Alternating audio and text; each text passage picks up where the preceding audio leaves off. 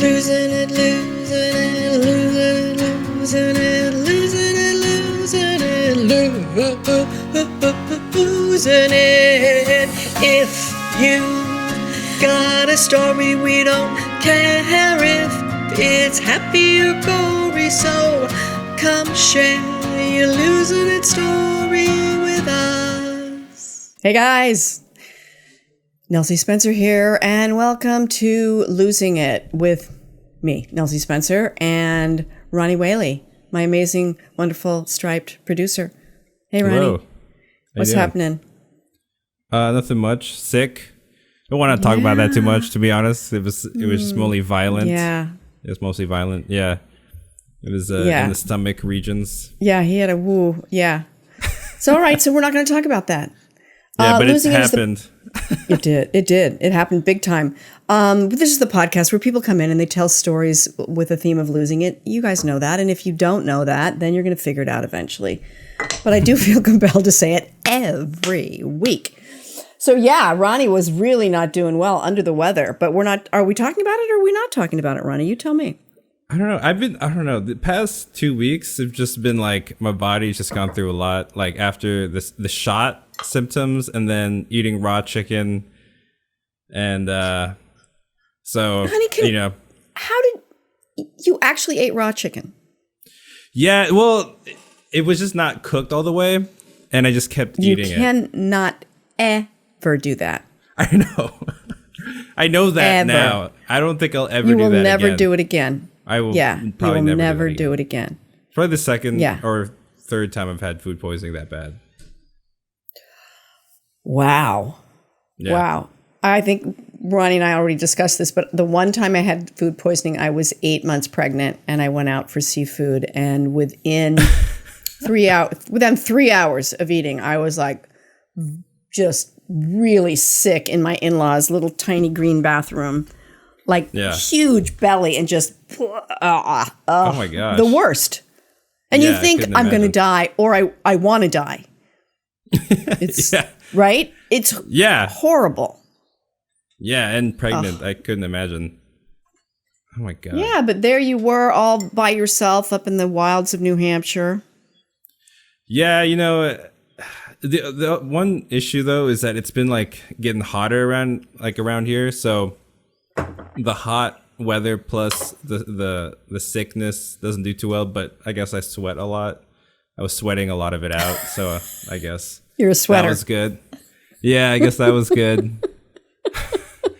I mean, right? You're supposed to sweat it out, right? I don't know. Yeah, well, I think that I mean, if you have food poisoning, you literally have poison in your body, and your body's sweating it out. She said, like she knew what she was talking about. I don't have any idea. I don't know. What's also funny?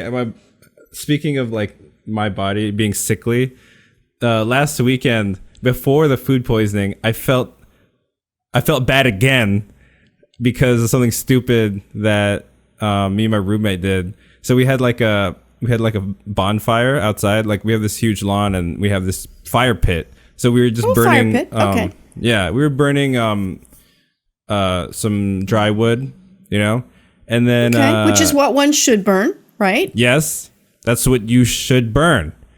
And what you should not burn is a broken closet with paint on it. And it was like 9 p.m. and we were just burning the closet because we didn't know what to do with this closet. So he thought it was a good idea to burn it, and I thought, why not? And it was nighttime, and it's pitch black out there. Like you have to walk out like 2 or 3 minutes to get to this, and it's just black all around us. And so we were burning the closet. I actually have a picture. Which is a funny statement. So we were burning the closet. Yeah, they were burning the closet, and we had like benches right next to it, and I realized that we've just been inhaling all the smoke, and we couldn't see the smoke because it was so black. Right. And we were just there for like an hour, just like inhaling, breathing in paint, burning paint fumes. Yeah. And I remember like after that, I was like, I don't know why I don't feel well. I couldn't sleep. And then like the next day, Boz was like, did you not feel well last night? And I was like, no, I felt horrible. He was like, it's probably that because of the paint. And then the next day I got food poisoning. Oh, honey, it's been a tough time. But you're back. Yeah, I'm back. You're back. Yeah, All right. I've lost some weight from the sickness, but That's, fitting some that pants, can be a happy thing, right? It's like I had food poisoning, nightmare, but I lost 3 pounds or whatever the heck. yeah. Right? So Yeah. it's all good. That's the silver lining of food poisoning or the stomach flu, right? Yeah. There is a payoff. There is a payoff. So I'm all good now. Survived. I'm so glad. I'm so glad you're back. So glad you're back. So, let's see what I have to talk about. Oh, this is kind of a sad story. So, we have this lovely house and it's a rental, but we have a nice deck and we have one of those retractable awnings, right? So you hit a button, it comes down, goes up. And, when we first moved in, our landlord was like, look, I have these he hangs these little discs that have mirrors on each side to try and keep the birds away because these birds always nest between the eaves and the awning every year. And he's like, you can't let them nest in there. You can't let them nest, right? And this is our third spring here. And I think the first year I just ignored it and like leave the fucking birds alone. And he's afraid that it's going to wreck the awning. Okay, so I get that. And then the second year, he was coming to look at the house, so we got all worried. And I took a broom and I got the nest out and like I killed a baby bird. Like a bird fell out of its. Oh no, it was just the worst. And I didn't even get the whole nest out. But then the birds still ended up having the babies. It worked. Yeah. Like one of them I killed. I know, horrible. And I know. And it was horrible. And so then this year he's coming and I just like, forget it. I don't care. I'm not killing any more birds. I'm not killing birds. Because by the way, they nest there every year and the awning is fine. Okay? Okay. Yeah. So then So and I can always open and close the awning and the nest seems to still be fine. Oh. In the past I was able to do this. 4 days ago, I bring the awning down, and it was one of these epic days where I had like back-to-back clients, and then I had a class, and blah, blah, blah. And I come outside, and the nest has fallen because I opened the awning, and the whole nest fell with 3 little baby eggs in it. Oh, my God. I know. And there were this beautiful blue and they're, and I'm on the internet looking up and they're like, well, put it back into the tree and put it in a box. And I'm like, there are no trees. There are no trees here. It's near the ocean. So what was the shape of the eggs? The egg was like an egg. They were, they were fine? No, I mean like what state were they in? Oh, right. They were, no, you weren't asking what shape they were. They were egg shaped. What shape? Yeah. One of the eggs bit the dust. One of them bit the dust. Okay. And the other 2 were there, and they're beautiful, like robin eggs blue, like this beautiful blue, and about the size of it. Easter, when you have those little eggs that are like have almonds inside. Yeah. It was exactly that size. Okay. And I don't have time to put it back in a tree. I don't even have a tree. I don't know what to do. Long story short, I was not able to save them. Oh man. Well. I know. I know. God. I was ready to get a box. I had duct tape, but I didn't know where to put it. I couldn't put it back where it was because it fell from there when you open and close the awning. And there's one flimsy tree nearby. That's it. And it's in my neighbor's yard. Oh my gosh. Here's the happy ending. Oh, they're back and they're building a new nest. The birds are back. Okay. Yeah. All they right. grieved for a day or 2. They went. They're building a new nest right exactly where. So what are you going to do about that? Well, I'm just going to keep moving it in and out. Like I'm just going to try and move the awning a little bit in and out every day. Uh-huh. So it's because it's worked. This is such a long story. But I'm just going to cross. This is the first year that moving the awning made the nest fall. So I think I see. I don't know. But the thing is that they don't, it's not like the birds are like, honey, we better not build it there. No, they have no choice. They are driven to build their nest there. There's no trees around for them to do that or? No good trees. No good trees. Man. And truth be told, aside from if I wasn't involved, it'd be a good place because they're underneath it's nice and protected. Yeah. Well, so yeah. Hopefully there's no bad news in a couple of weeks. I know. And they're back and they don't even seem to be mad at me. They're back and they're building the nest. Okay. They're, I'm not mad. That's good to know. My husband's like, oh, three fewer birds in the world. I'm like, I killed their babies. I killed these babies. I mean, yeah. I mean, that's it. That's the end of that. I mean, there's nothing you can build a memorial. I don't know. Right. Yeah. So anyway, who do we have on this week? Oh, this is an interesting couple you found on TikTok. This is like an amazing, like, I don't think it's an understatement or an overstatement to say that they're like, they're not blowing up on TikTok. They have blown up. Probably they've got 70,000 followers by now. They had 60 last week, and they've got this fascinating story. And my daughter brought them to me. My daughter's like texted me. Raina's like, "Mom, you have to have them on the show." And I contacted them, and they said yes.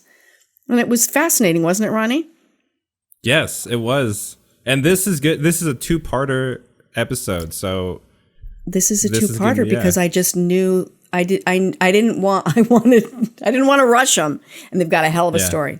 So check it out, guys.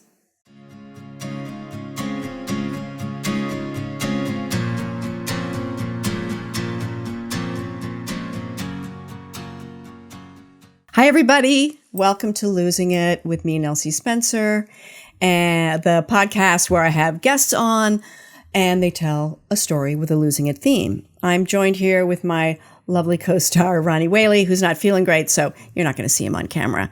But I have to say, I am so excited about my guests. I'm going to give you guys a little bit of a backstory. So I get a text from my daughter. She's like, "Mom, you got to have..." Even though it was a text, I could hear her tone. "Mom, you have got to have them on your podcast." And it's a link to a TikTok feed, TikTok account. See, I'm too old. I don't know this stuff. And so she's like, "I just took a deep dive." So I go to it and I swear to God, she texted me like, I don't know, 11 o'clock my time. And I was in bed, going through all of their little 1-minute videos until 1 a.m. And bless your heart. Yes. So the amazing, wonderful, interesting, fascinating, smart, charming, brave, and adorable Neesha and Kyle Brost. Thanks, guys. Thank you so much. Yeah, thank you. Thanks for having us here. I think you might have had a little hyperbole there, but we'll take it. Well, the funny thing is my daughter has she's barely ever acknowledged that I even have a podcast. Do you know what I mean? Let alone go, "Oh, you guys, you should have them on it because they've definitely got a losing it story." And so I mean, too many losing it stories, I think you probably have. But for those of you who don't know, Neesha and Kyle have really chronicled their leaving their church, which is the Mormon Church, on TikTok, and in these amazing 1-minute little videos. And you guys have like 64 plus followers right now, right? Yeah, we're right around there, somewhere around 65,000. Yeah. And I think that like when I found you guys, like whenever that was, I mean, it's just growing and growing and growing. So first of all, why do you guys think it's resonating so much with people? I think we are not the only ones deconstructing faith and deconstructing religion right now. I think it's just its own little pandemic among especially people our generation. Yeah.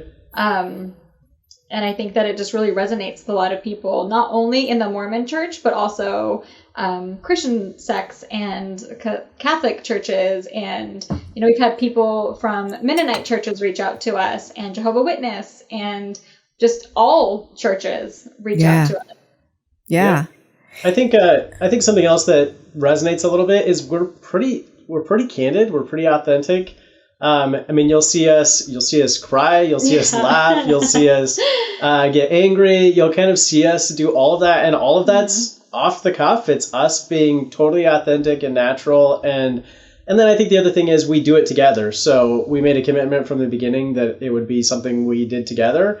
And so I think just it's kind of that coalescence of all of those things seems to resonate with people. I mean, we certainly didn't expect it to be what it is. That's for sure when we started. Exactly. Right. I bet you didn't. But I just want to get back to the, being yourself and being authentic and being vulnerable. That is so important. That's what creates connection. If you guys were all, buttoned up or trying to present yourself a certain way, you're not going to get that, because people sense and feel your authenticity. And, when we're vulnerable, we give somebody else opportunity, permission to be vulnerable. And that's what I'm all about. So what I'm curious about is I have so many questions. This is why I want this to be a two-parter. I have so many questions. So when, I believe, Kyle, you came to Neesha, right? Were you the one who was having a question of faith about your religion first? And what was that? What was that moment like? And how long had you been thinking about saying something before you were actually able to say something? Do you ever think before you say something? Or did it just like, I don't think this is working for me? I'm out of here. That's a really good question. First, I do want to just say one thing real quick. You talk about being vulnerable and connecting with people. And I think that our followers honestly deserve a lot of credit. Yes. We posted our first videos having no clue how they were going to be received, thinking like, we're going to wake up to a bunch of trolls and haters.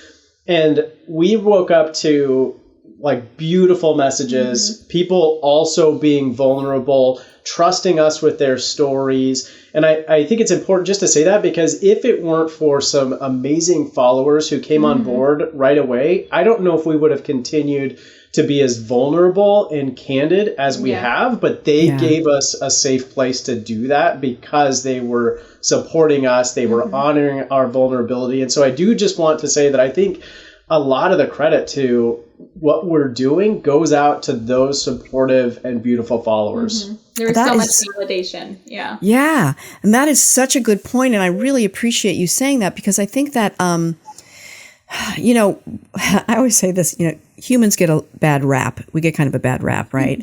But I also think that we are amazing, wonderful creatures. I think that we're a wonderful species. We're capable of empathy. We're capable of so much. And, all the bad news gets all the press. And I do feel like there's this shift that is happening.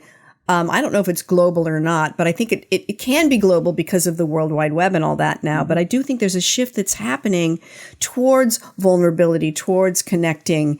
And that's what your followers are. They are examples of that. And so that's great. That's great. I love hearing that. Yeah. Okay, so thank you, 65. Thank you, 65,000 TikTok followers who. Yes. But it's so wonderful. People love to give social media a bad name, and there are things about social media that maybe deserve it, but there's all these wonderful things that are happening on social media. I mean, look at this. Look at this space that you've created, this community that you've created. Yes. Yeah. Yes. Yeah. Absolutely. Okay, so back to. When it Back happened, to the question. How long it took you before when did you start thinking, I'm not sure this is working for me? And how long between that first moment and when you said something to Neesha? Yeah, that's a really hard one to pinpoint. I think one important part is that it is this like evolving process, and you don't recognize that you're in it necessarily when it first starts to happen. So meaning you don't recognize you're in the process. you don't really recognize you're in the process, because when you're religious and you're spiritual and you're asking these kind of spiritual questions, that's just a normal part of it, right? To be asking spiritual questions and to be trying to pursue answers. And so at what point asking those questions has now put you into a process of actual faith deconstruction is really hard to pinpoint, because some of that is very normal and natural in any faith tradition, to be asking questions. What's my relationship to this higher being? What's my relationship to, these practices that I've been given, or these beliefs? And so that to pinpoint it's really hard. But what I can say is, probably 5 years ago is when I started to ask, when I started to open the door to, I can think a little bit differently than what the religion is telling me. Not very much, but just a little bit differently than what the religion is telling me. And how did that feel for you when you had that revelation? Because if you had it, you hadn't had it before. So was that, did you feel a little scared because there was a certain amount of security in a sense of knowing sort of these parameters, or was it liberating, or both, or something different? I think so. Initially, it wasn't anything. It was just, again, a part of the process. It was just me saying, okay, I've arrived at a new insight, and this is really cool. But this core religion is still like the truth. This core religion is still reality and truth. I've just been able to see a unique part of it that maybe other people don't quite see. So at first, it wasn't scary. It was kind of exciting. It was like, okay, I see this spiritual concept that's maybe unique and other people just haven't quite arrived there yet, so to speak. So that part wasn't a big deal. That part was just organic. But it really was the beginning of 2020 when it started to get scary, when I started to actually, so you take, 5 years of kind of asking some questions, and then that coalesces in the beginning of 2020 to asking the hard question, which is this church, is this religion what I thought it was? Or is there even a possibility that this is not true, that this is not what you came to believe that it is? And that's the big question where it starts to actually have a lot of emotional impact. When I became vulnerable enough, when I became, aware enough, brave enough, whatever the word is, I'm sure some people would say foolish enough, whatever it is, to really ask that core question of, is it possible that this isn't true, that this isn't what you've believed it to be? And that was the big one. That was when it started to get hard. I mean, that's when, yeah. Yeah. And was the fact that it started happening in 2020, was it in any way related to the pandemic? Or was that just a coincidence? It was a lot of things. So I think the pandemic gave me time and space. So prior to the pandemic, I traveled a lot for work. I had a company in Denver, and we live outside of Kansas City. And so I was traveling to Denver every week, and then other places across the country for projects and clients that I had. So I was traveling all the time. I was busy. It just like my life was work, and then I would come home on the weekends and spend time with family. So when travel stopped, it certainly opened up a lot of time and space for me to maybe ask these questions on a deeper level. The other thing, and this is a very specific thing to Mormonism itself, is at that same time around, early 2020, George Floyd and everything in Minneapolis kind of took over the news cycle. And what it did is it brought a lot of race discussions into my life that I hadn't been a part of before that. George Floyd was such a big moment, such a big experience that I think opened a lot of people's eyes to seeing different ways. Absolutely. I think absolutely. It changed, absolutely. It made so many white people realize that we didn't have a clue. Right. Like for me, I'll speak for myself. It made me realize, that I'm not a racist. I'm empathetic. I have Black friends, whatever. But it made me realize that my understanding of it was so unbelievably shallow. And I hear what you're saying. So the reason that matters for Mormonism is Mormonism has a very problematic history when it comes to race.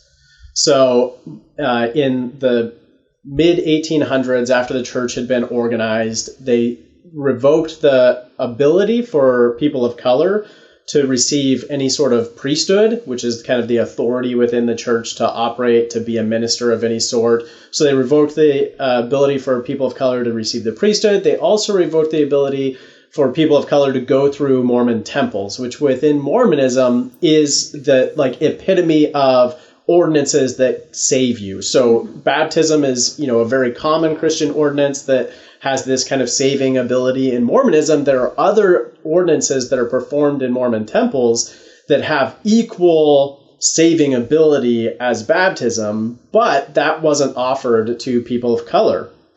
So let me ask you a quick question. So yeah. as this is happening, first of all, Neesha, so Kyle's 5 years ago started to have these little sort of incremental questions. And as he was having these questions, and they began as sort of normal questions because we're always asking questions, right, in a faith-based world. Did he share them with you? And when he did, because I feel like I know some of this, but not everybody knows your TikTok feed. So did you go, oh, yes, honey. I mean, how did it land on you? Did it land on you?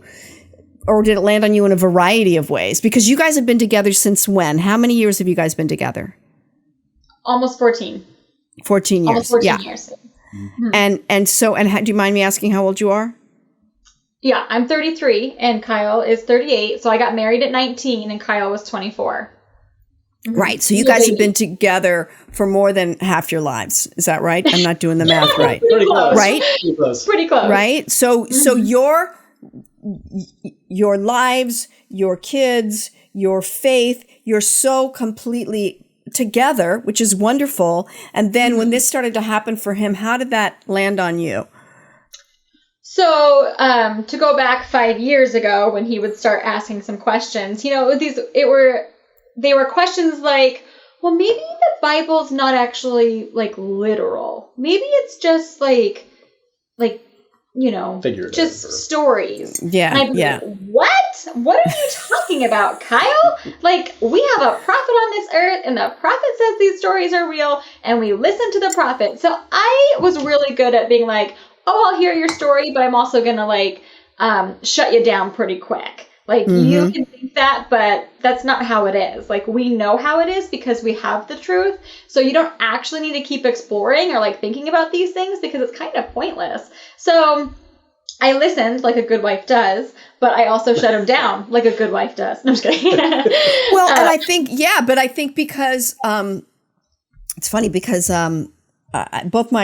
I have two brothers, and one of them, they're both meditators, but one of them was like a big time meditator, and he went to India and he met the Maharishi, and he's really like a seeker, right? And he would always talk to me about stuff, and I would be, yeah, you know what? I just want to drink my coffee. Like, I'm much more of like a pragmatist, you know what I mean? Like, yeah, go and meditate and whatever and go to those other places. But and I'm not saying that's the same as what you're saying, Neesha, but I'm saying that idea of like, wait, I have my world the way it is, and can I stick with that? Yes. Yeah. We talk about that a lot. And like Kyle said, Kyle's traveled for a lot of our marriage, and we have 3 little kids. And I would be at home caring for the kids. So sometimes when he would share his ideas with me, I was like, dude, I'm so tired. I literally don't care, like, what you think about all of this. Yes. Like, I'm going to go to bed. Guess what? I'm going to watch a show. Got to change a diaper. Or guess what? Napping. Right? Don't bring these huge questions to me. Yeah, go ahead. Every now and then I would bring something just kind of provocative that I had been rolling around my head. A lot of the questions that I had were just inconsequential when it came to like the foundational beliefs, but a few I would kind of bring just to, to make me upset, I think. So I would, for example, I went through this whole phase, and I still, if I were to believe in Christ, I would still believe this. I don't think I went through this phase where I was like, I don't think Christ was perfect the way that we talk about. what? And I would be like, perfect. You can't say that. Christ is perfect. Why are you bagging on Christ? Yeah, and it wasn't it wasn't actually to bag, but it was a little more provocative than just a general like, yeah, I don't think Christ wore sandals, or I don't think Christ had long hair. Right? Well, we really can't argue that point. Come on. I mean, I'll put up with a not perfect thing, but let's not mess with the sandals. But so I would bring these kind of ideas where I'd be like, I don't know if Christ was perfect in the way that we talk about, because when we talked about this, just as an example, when we talked about Christ, we'd be like, well, he was perfect, right? He was like this perfect baby who didn't cry when he wasn't supposed to cry, and he was this perfect. But isn't there even the whole very famous thing with him and the moneylenders? And that certainly is the moment where he was not perfect, right? Right. Well, yeah, I mean, in our religion, we would say that he had righteous indignation, meaning it was okay for him to do that because he was doing something more righteous. Right.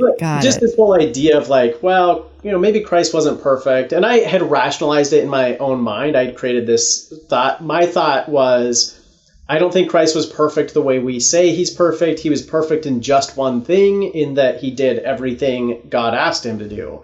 And that was like the definition of perfect. It wasn't perfect as in he never, made his mom mad, or he never cried as a baby. He and Mary did not get along. I heard that. I heard they fought all the time. Yeah, he was a very tough teenager. Very tough.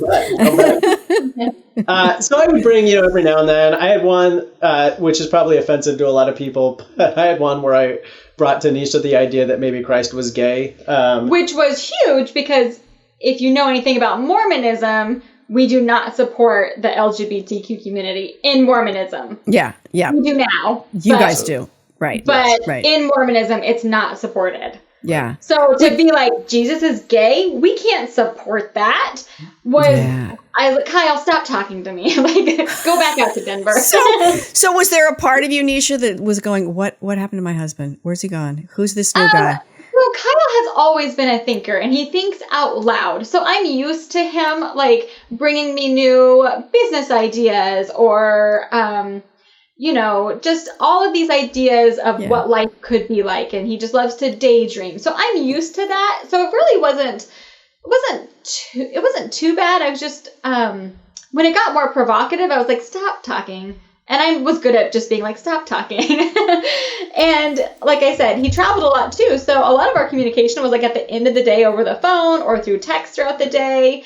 And, so it wasn't. Yeah, but again, you don't know when it's happening. You don't know where it's headed. You don't. It's not even absolutely that this could lead to something more. So it was really when things really when shit really hit the fan. In 2020. Yeah, it was when I started to actually say, I think this might not be true. I think some of these stories are completely made up. I don't think the prophet's an actual prophet. I don't think that dude's speaking to God. I don't think the founder, Joseph Smith, was a good dude. I think he actually was kind of a bad guy. And it was those things where it really started. And what was that like for you, Kyle, to go it's a house of cards? You know what I mean? It's how does...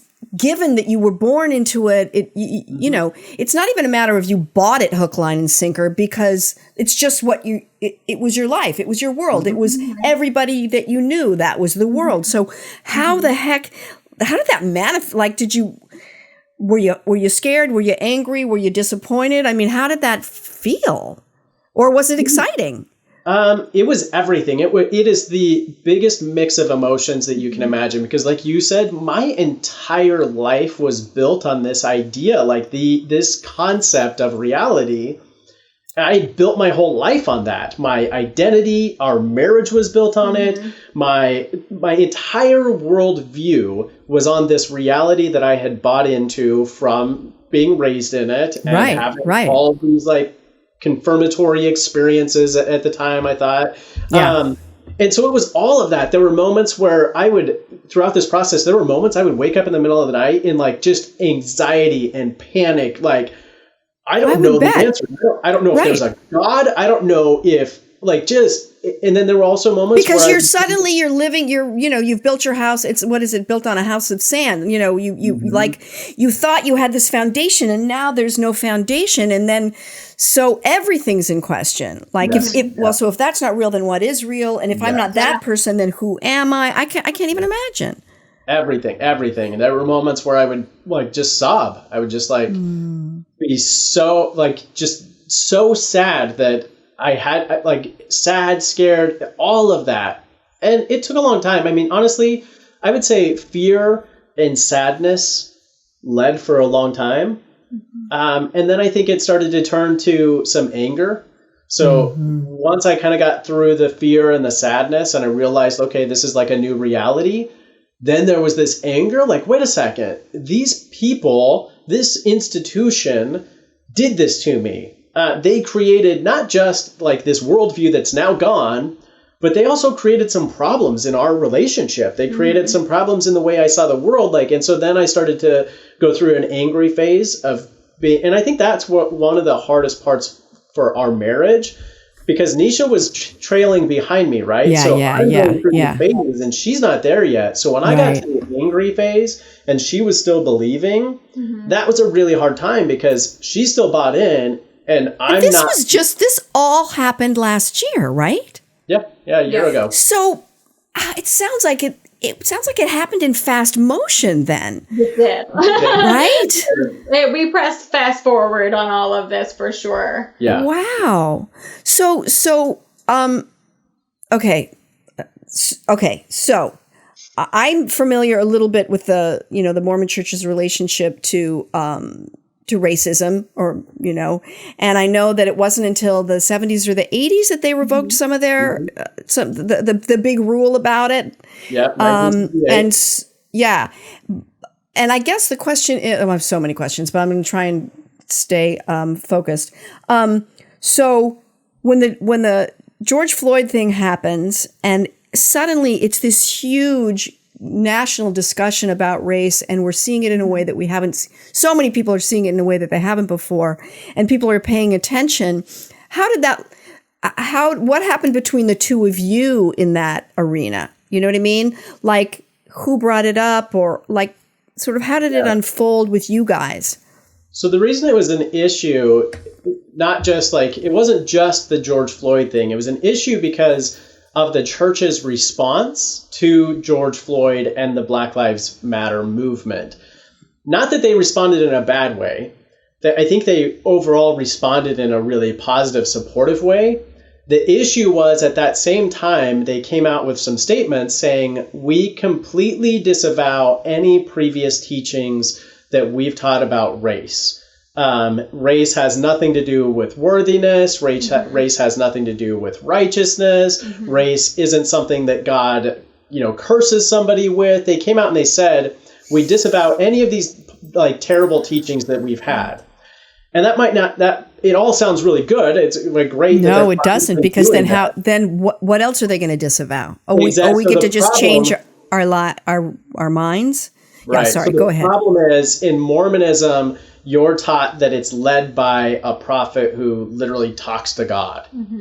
And so if that's the case, they're now saying we disavow all of these previous teachings. What it's saying is that the prophet either wasn't actually talking to God, or God is a racist.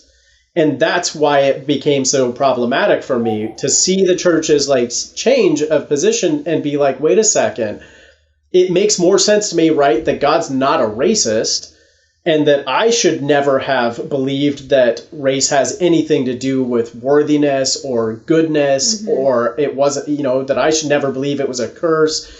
So if God's not a racist and I should have never believed these things, then the alternative is that the prophet's not actually speaking to God. And that now throws the entire church into question. Right. Because this person who claims to be a conduit to God, then now you're questioning his truthfulness, his authenticity, right? Yep. And so, it's like if you've put all your eggs in that basket and believe that this guy knows it, and then you're like, then how did that? I guess so. George Floyd happens. The Mormon church responds to it. It takes you down this road, Kyle, of the logic chain. And where were you on that, Neesha, when that was happening? To be honest, I think my mindset for the last several years has pretty has been really small. My worldview has been small. My worldview was wrapped up in Mormon teachings. And also at that time, we were homeschooling our 3 little kids, right? Because everyone's home from school now. And so I was having conversations with our oldest, who's in 3rd grade. He had just learned about like the Civil War. So we were talking about race. We were talking about things. And this is going to sound terrible, but in my mind, what happened in the world, I didn't really care about because I was focused on living my Mormon life. And in Mormonism, if I'm checking all these boxes every day, praying, reading, going to the temple, going to church, fulfilling my callings, teaching my kids the gospel, then I'm doing the most important work. And that's all that mattered to me. Was to raise these kids in this church. And so I would pull things occasionally from the world that I thought mattered. But overall, I stayed out of news and I stayed out of these things because I honestly was like, in the eternal perspective, all that's going to sort itself out. And God's really not going to care about all this. All he's going to care about is like, Neesha, did you raise your kids as Mormons? And then I can say, yes, check that off my list. I'm a good person. Everything else will work out. You have a really clear set of rules. You got to check those things and you check them. And I just want to say that it doesn't sound horrible. It sounds human to have your focus. Like sometimes that's what we do. We just have to focus on what we have to focus. I have definitely felt that way many times. You know, my daughter is very much more sort of socially and politically involved than I am. And she sends me articles all the time. And I'm like, yeah, I hear you. I'm with you. But, you know, right now I have a client or I have to record and I don't feel proud of that. But, you know, what's I think wonderful and amazing is that here you guys are being of such great service, you know, and suddenly your world is very open. And so, you know, I don't know if everything happens for a reason. I don't know that. But I also know that when you're raising 3 kids and you're homeschooling, that's what you're focusing on. And so I don't think it sounds horrible. I think it sounds human and perhaps necessary, right? It does. I wish looking back, I could have exposed my kids to more about the world, right? Where it was like, oh, this is happening, but really like, let's just say a prayer that everything is okay and just pray it all away, right? Where that's how we lived growing up, but we see now that that's not a healthy way for our kids to grow up, for us. Yeah, and guess what? You've got plenty of time. We do. And your kids have watched this transformation in you. And I mean, talk about being living an example for your kids is amazing. Thank you. Let go, regret, don't do it. It's right. You know, you learning that. Yeah. You've done the best, you know, with the knowledge that you had. Given where you came from, you did the best you could. I mean, you know what they always say, oh, your parents did the best that they could. And that used to piss me off so much because I was very busy, you know, judging them and blaming them, which probably from like age 15 to, I don't know, 45, something like that. And, and then when you realize somewhere along the line in my 50s, I did realize that they did do the best they could with the information they had and the tools that they had. Mm-hmm. They didn't do a great job, but they did the best they could. Mm-hmm.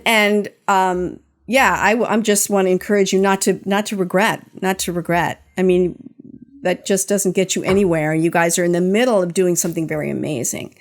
All right. Actually, a very similar conversation to that. Not that long ago, we were talking about our own parents and about the idea that they indoctrinated us with Mormonism. Mm-hmm. And we came to the realization that they gave us the best set of tools that they had available. And you could talk about why that was, but at the end of the day, they gave us what they thought was the best set of tools that they could. Mm-hmm. And what they had was Mormonism. They had a religion with structure. Were they both born into it? Were all of your parents born into it? Mine were. My mom was, my dad was not. Uh-huh. Uh-huh. But, you know, you just talk about people do the best they can with what they have. And we came to the realization that our parents gave us the best set of tools that they had available, that they were aware of, that they valued. And so we try to respect and appreciate that they did that. They gave us what they thought was the best set of tools that they could. And first of all, congratulations on being able to come to that pretty quickly and at such a young age, really. Like, I'm not kidding, 45, I was still pissed off. I'm telling you. And I did the best that I could too. Exactly. And right now, how's your relationship with your parents? It's good. My mom lives close, and so I talk to her often. And again, both of our parents are Mormon, and your hope for your children is that they continue in Mormonism and continue in these eternally saving ordinances and lifestyle, right? We are no longer doing that. And so I know that that is really hurtful for them to watch. And so we've had some conversations about it. I think my mom is coping and understanding, but I know that there's still a level of sadness that she has for me and for my children. Yeah. But, hopefully we can show her that we are living a good, happy life, and hopefully our kids will be good humans, and she can see that we're not messing them up. Yeah. It's hard, right? I mean, we know that we try to maintain the relationships the best that we can. But we know that there's always a certain kind of wedge that's there. So there's a little bit of tension that's always kind of there, just because of how deeply seated their beliefs are in the church. And that's just something you have to kind of come to terms with. You have to recognize is there. You have to find ways to navigate and to understand. And I think we're all learning at the same time, right? They're learning how to navigate this just as we're learning how to navigate it. Yeah, absolutely. And I think it's not, and you tell me, because I don't know, is it uncommon when this happens in some Mormon families that if people leave the church that the people who are still in don't communicate with them? Does that ever happen? Yeah, we've heard of stories where that does happen. It's not part of the teachings. It's not something that they would be told, hey, you shouldn't associate with them. Yeah, that's good.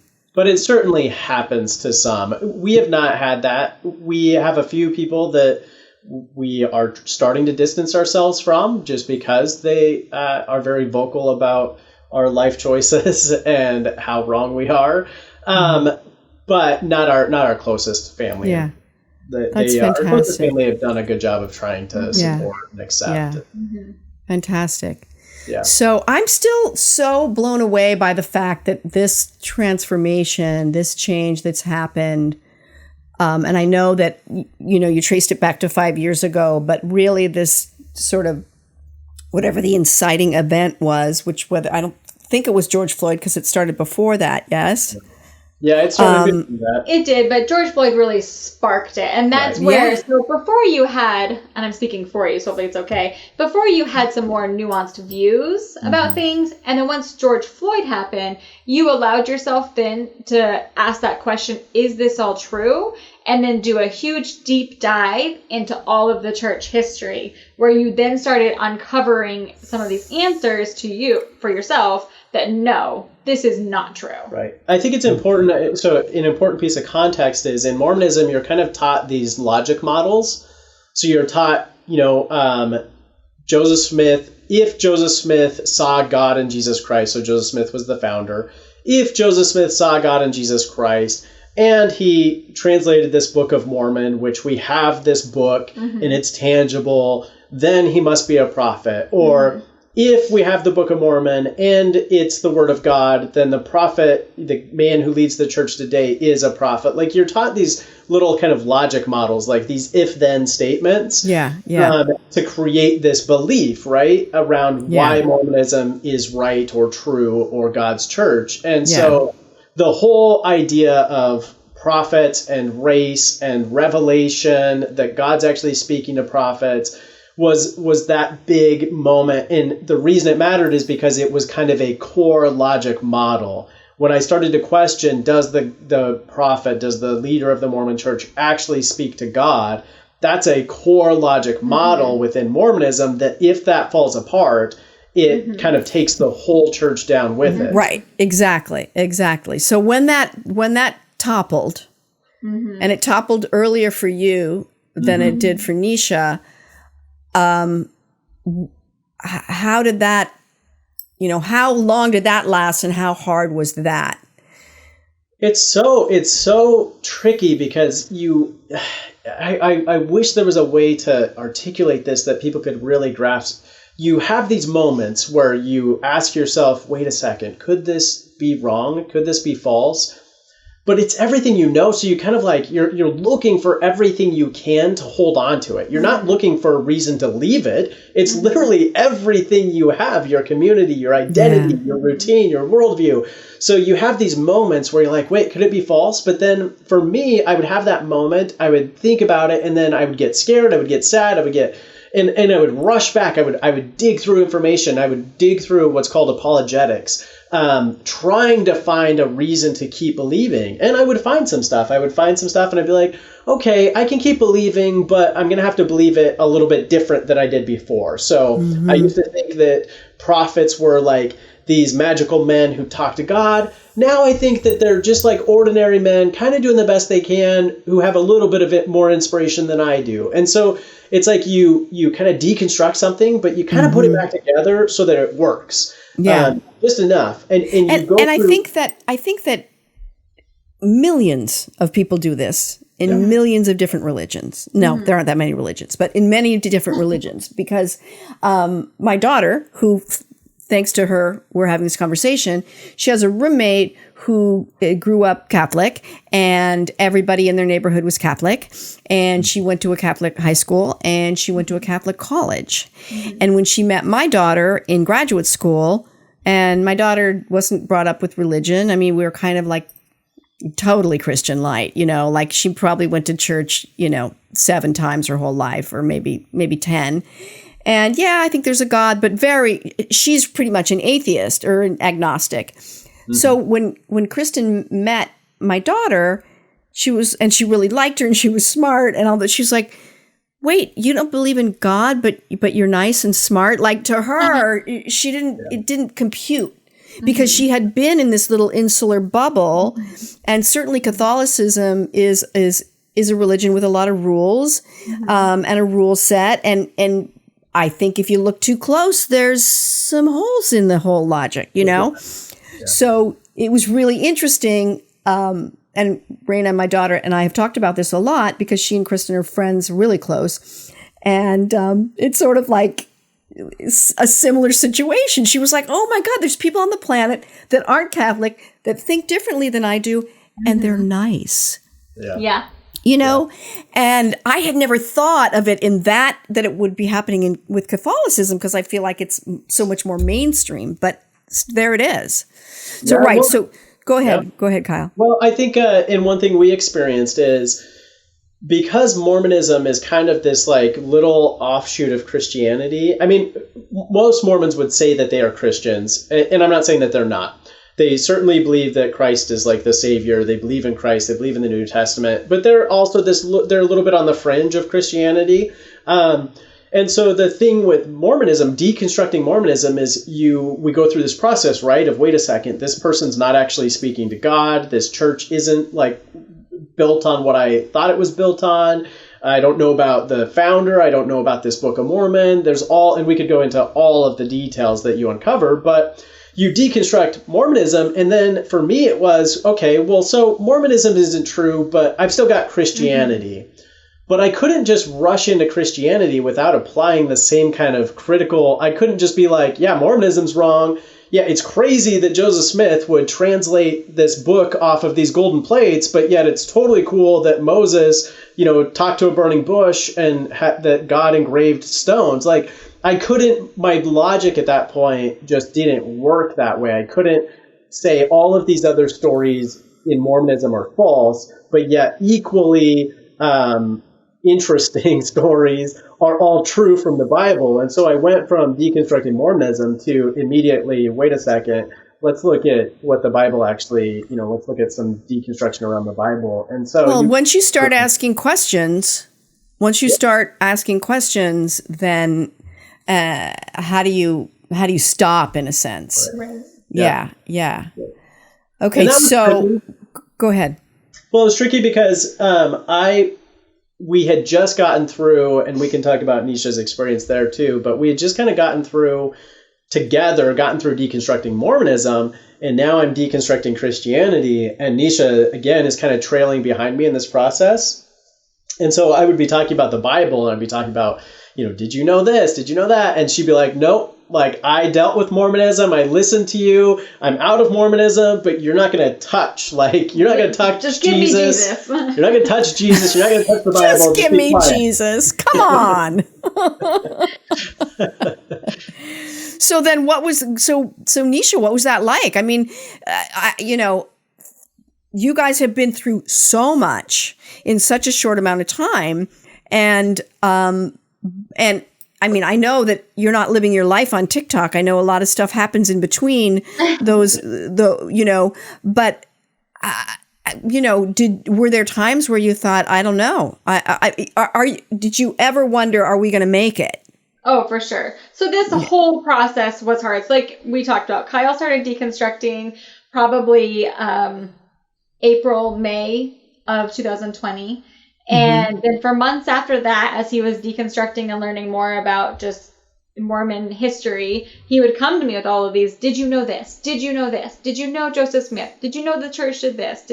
And every time he would come with me with a did you know, it was like a punch to my gut, because these were things that I believed so much to my core, right? Like I had been taught my whole life, these certain stories, and he's coming and he's trying to debunk them to me. And I'm like, no, you can't do that.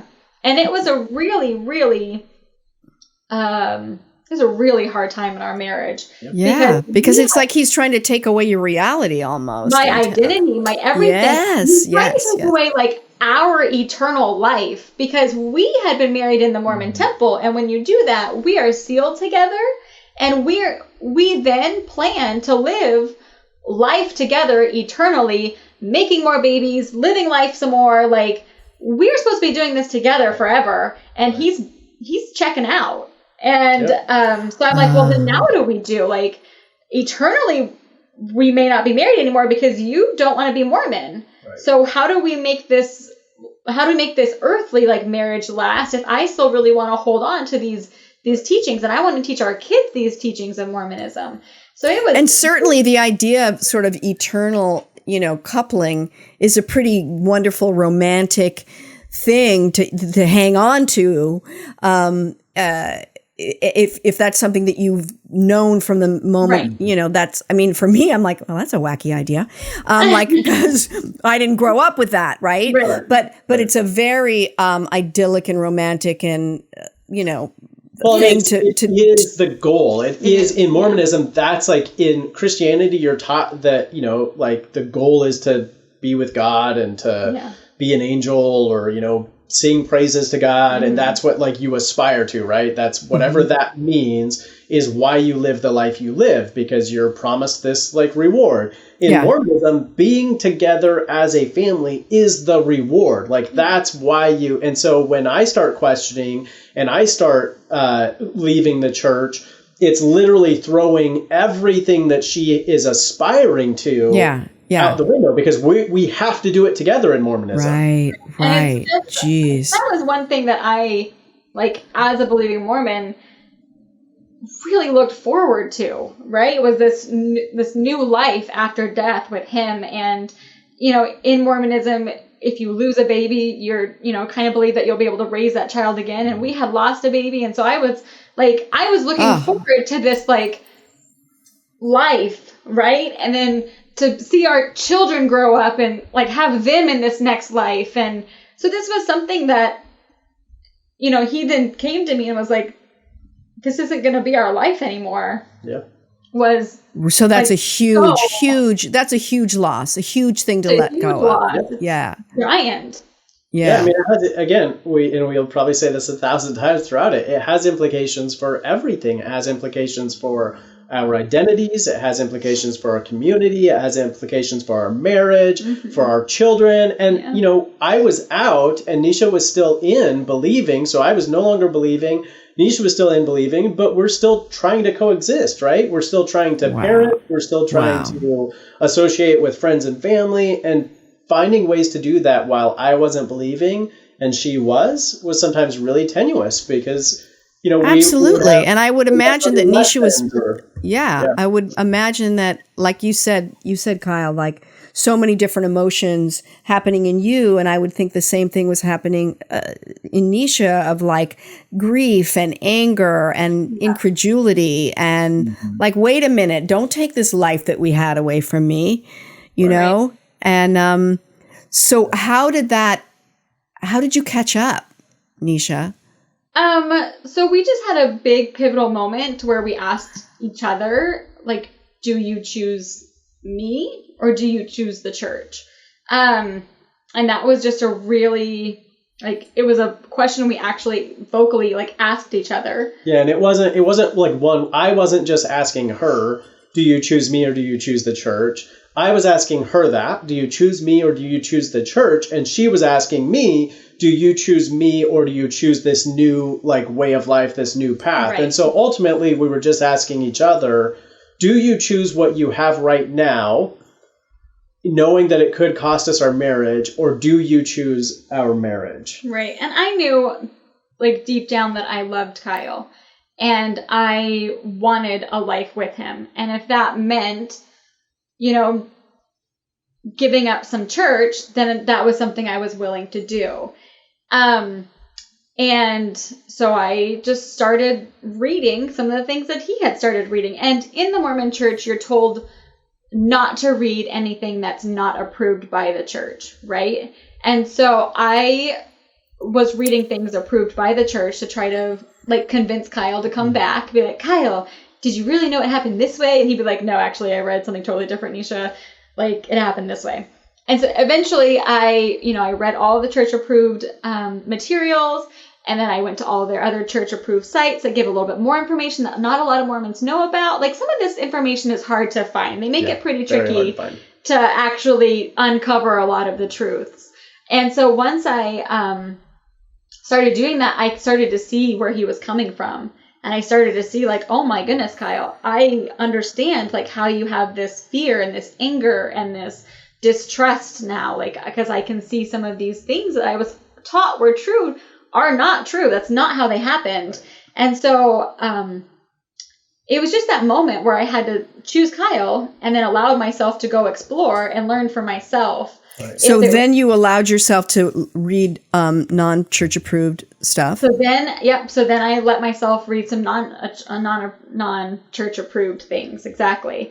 And then that also there was enough though church approved to make me question, which I didn't even know. And I don't think most Mormons know it's out there, right? Yeah. Because you're not taught those things. Well, just one quick note. While she was doing this, I was still doing the church stuff that she asked. Right. So it's not like she certainly sacrificed, and that's not. But we were both sacrificing at the same time, right? Right. She was stepping out of her comfort zone to read material that she just hadn't been concerned about before. And at the same time, I was still actively participating in the church because it mattered to Neesha. So because you guys had both decided, I choose you.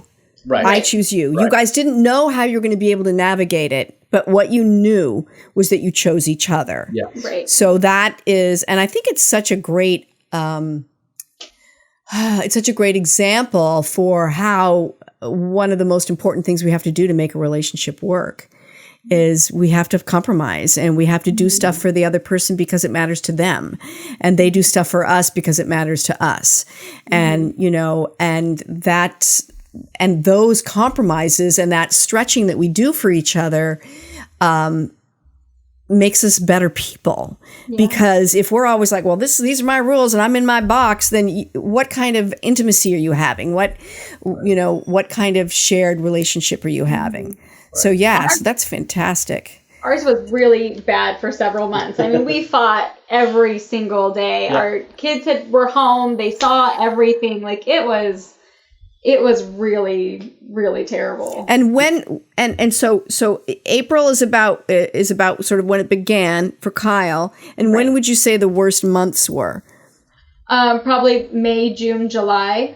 Yeah. Into a little bit of August. Right. I think July was kind of around late July was when we had the big conversation. So we had a really big fight, and I packed up a night's worth of stuff and I left, which I've never left for that reason before. I've traveled a lot, but I've never said. No, you've never packed up stuff and left because you wanted to be away from her. Yeah. I've never done that, but we had a really big fight. I packed up and I left, which was terrible. Literally I don't know, we've had some crappy experiences, but that's definitely up there because our 9-year-old is watching me sobbing. And he's crying and, his dad coming back and... Right. So I leave, and the last image I have in my mind is, yelling at Neesha. She's yelling at me, our 9-year-old sobbing. And I leave for the night. And then, Neesha's here while he's asking all these questions where's dad going? Because he's never seen me leave like that before. Every time I leave before, right, I'm hugging them and I'm saying, I'll see you in a couple of days. He's never had that experience before. And so it was that moment where we realized if this is what it's coming to, we have to do something. We can't have more of these kind of nights. It's not going to be good for anybody, right? Yeah. Have this repeat itself. And that's when we really asked that question. And it didn't. It's not like it turned around, right? It's not like we asked that question and the next morning we were like, "Oh yeah, this is perfect, and beautiful." Rainbows and unicorns, just rainbows and unicorns. Yeah. Right. So it took into like Neesha said, probably into August before it really started to be okay, we can figure this out. We both committed to it. We can figure out whatever this looks like. Mm-hmm. Yeah, not necessarily knowing what the new paradigm is going to look like, but as long as you've both made the decision that the other person and the relationship and the marriage is is the top priority, you'll find your way. Right. Yeah. Yep. So oh God, I had such a good question. It popped right out of my brain. So what, as the sort of, because I'm seeing you guys, Kyle's over here, and first of all, you guys are here, and then Kyle's over there, and then it just gets bad, and then you come back together with this question of who do you choose? Do you choose me or do you choose the church? And do you choose me or do you choose this new thing that you're trying to figure out? Mm-hmm. So then how did that evolution happen in terms of, going from sort of, and I don't know if you guys consider yourself you're really on the same page or you're still, that you still have your differences. Do you feel like you're really, because I know that you've got the TikTok account, you're just deconstructing faith. It seems at this stage, we had not started TikTok at this stage. I know. Well, and I'm interested to find out when and how that happened. Yeah. That's pretty fascinating. But do you see yourselves now as that you guys are pretty much on the same page? Yes and no. I think that to some degree we'll always be in a mixed faith marriage, where there's still things that I want to hold on to, and there's some things that I don't believe that maybe Kyle does, and there's things that I do believe and Kyle won't believe, and we're just trying to reframe it and be very respectful of each other and just say, you know what, if that makes you happy and brings you a lot of joy, then believe it. And I'm okay with that. Well, I think it's interesting because belief was why we were together. So our shared belief in Mormonism was why we were together. And in many ways, it gave us almost it was almost a cop-out for improving other aspects of our relationship. Because it was well, we may not be that good of friends. We may not see other elements of life the same way, but we're both Mormon. We both believe that if we stick this out for the next 60 or 70 years, then on the other side, it's going to be amazing. Right? Yeah. And so honestly, it was a little bit of a crutch where there were elements of our relationship we should have been working on sooner, but we just didn't need to because Neesha wasn't going anywhere. I wasn't going anywhere, even if we were miserable.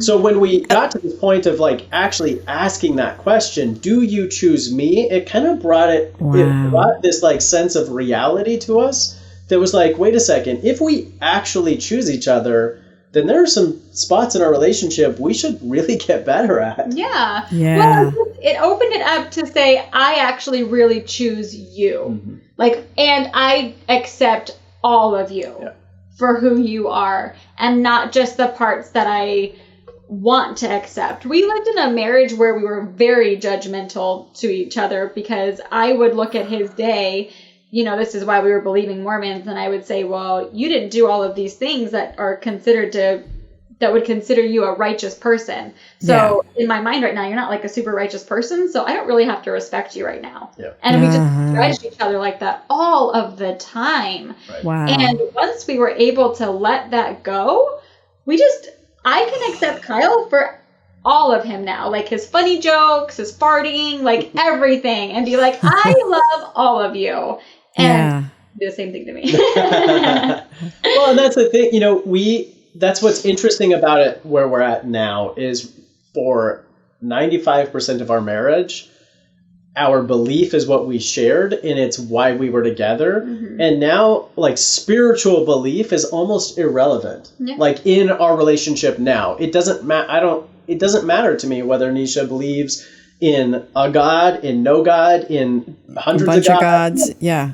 The whole idea of what you believe spiritually just isn't a priority to us. It's, do we share the same, like, moral code? Do we have a similar vision for how we want to raise our kids? Do we find joy and happiness and peace in doing things together? Like, it's just it's these much more practical and, in my opinion, meaningful things than absolutely. Like, do you like each other? Do you have fun together? Do you make each other laugh? Like, that stuff is so important.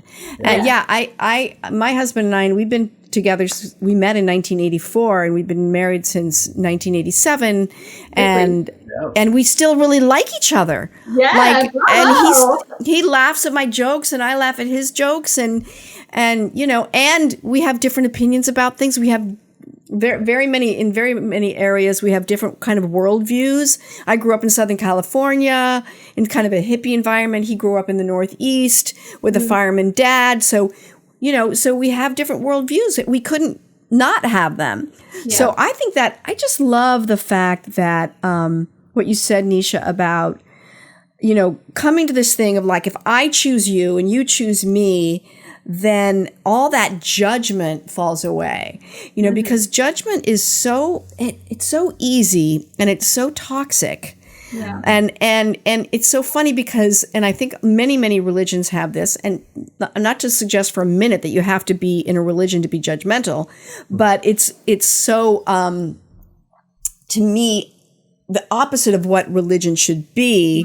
If you're like, well, you don't see the world the way I do, or boy, you smoked that cigarette, or you drank that alcohol, or, you know, you said the Lord's name in vain, judge, like, that doesn't seem, where's the compassion? Where's the love? Where's the acceptance, you know? So it's really great to hear you say that. And so how beautiful is that this is what came out of this? Honestly, yes. That we are so, like, beyond grateful that this is the way it has led. Because I know it's not that way for everybody. Yeah. But we are so grateful that we were able to come out of it just with a new respect for each other. Yeah. Yeah. And just like, you know, I took Kyle out of the box that I had put him in, and he took me out of the box that he put me in. And then individually, we took ourselves out of the boxes we put ourselves in. And so now we are just like this, we're just free to be. And it's more fun to do things with each other now because there is that no judgment. Before, when we would pray with each other, it was very structured, right? And we said the exact same, we started it the same way. We, you know, the frame of it was the same way every time, and the ending was the same way. And now we can, like, be silly with it, and we can have some fun meditation. And or if we don't pray, we don't have to judge each other about, like, well, why didn't you say your prayers, or why didn't you read? Like, there's no judgment. Right. Yeah. I don't pray very often. If I do, it's usually because I'm talking to the dog or something, and I consider that, you know, a prayer at this point. But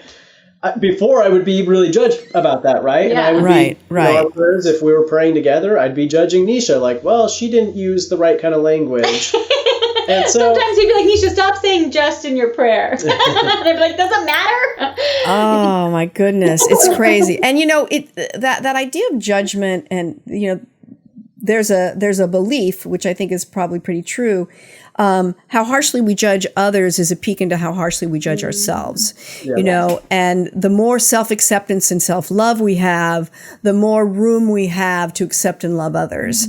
And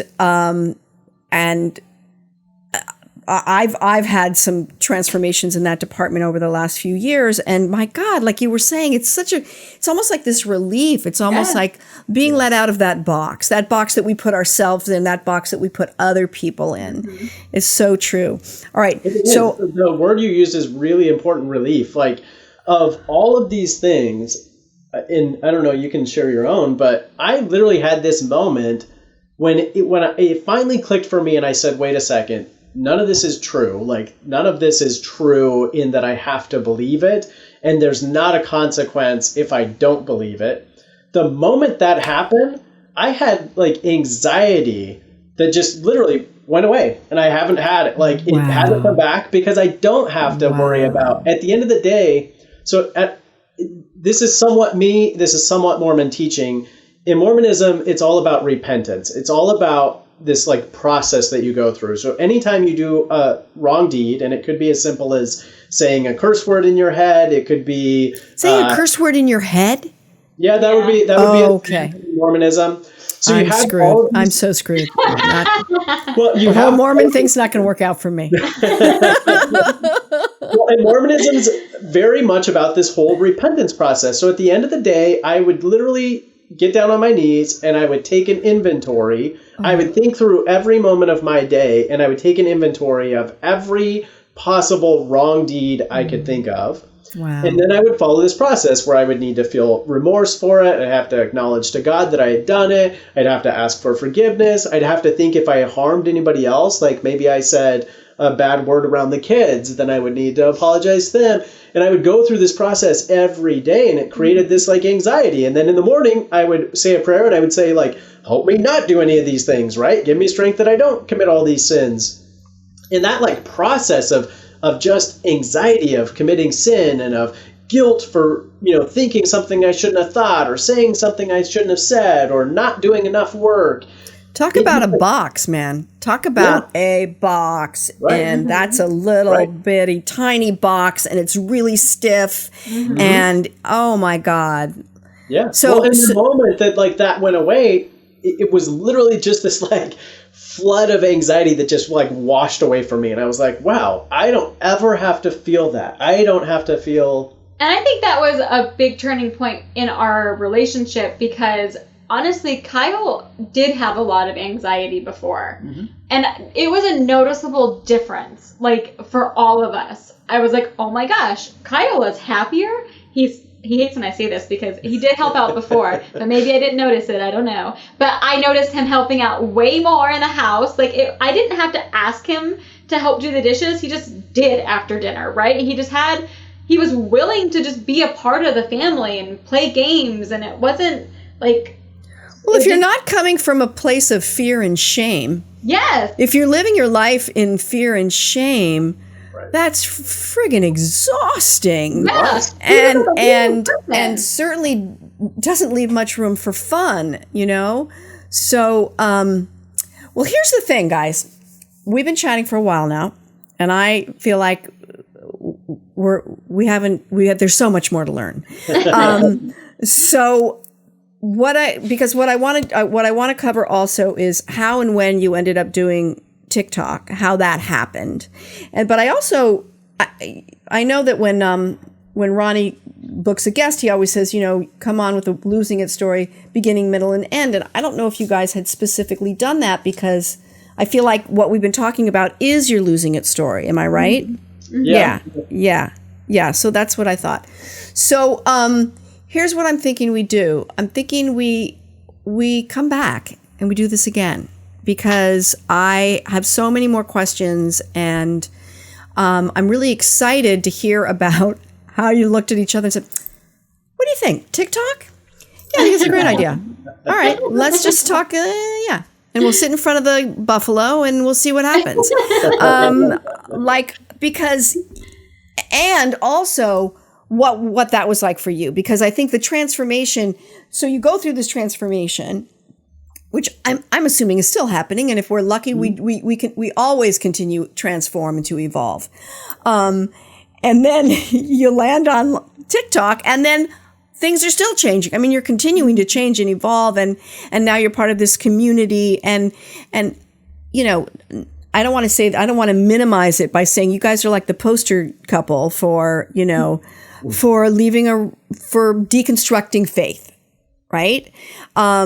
So I do want to hear all about that. But what we're going to do is we're going to have 2 parts, which we've never done before on Losing It. And I had a feeling because I didn't want to rush it. So, so we'll come back and we'll do it again. Are you guys game? Can you do it? Yes, we would love that. I think it sounds great. Yeah. Let's do it. Okay, good. Excellent. And if you guys aren't following these 2 on TikTok, what's the name of your TikTok account? Because I just found you through my daughter. It's challenge.faith. Challenge.faith. I should have known that. Yep. So follow them on challenge.faith. Do a deep dive. Bring a snack because you'll get pulled in and you won't want to put your phone down. And we're going to have them back and we're going to hear the second half of the story. All right, guys. So in the meantime, follow us on Instagram. We have a TikTok account as well. And if you're watching us on YouTube, you can comment. Please rate and review and subscribe. Tell your friends, tell your enemies. And remember to be kind to yourself and others. And don't poop in the ocean. Bye. Losing it, losing it, losing it, losing it, losing it, losing it, losing it. You came and you listened to the story. I hope so much that it didn't make you sorry, and I hope so much that you'll come back again. Losing It, hosted by Nelsie Spencer. Produced by me, Ronnie Whaley. Theme song by Hunter Williams. Follow us online on YouTube, Instagram, Facebook, Twitter, and all podcasting platforms at Losing It Podcast. Viewers can email Nelsie with questions or comments about life, writing, comedy, or even your own Losing It story for a chance to be on the Losing It Podcast at losingitcontact@gmail.com. For everything Nelsie and everything Losing It, visit us at nelsiespencer.com.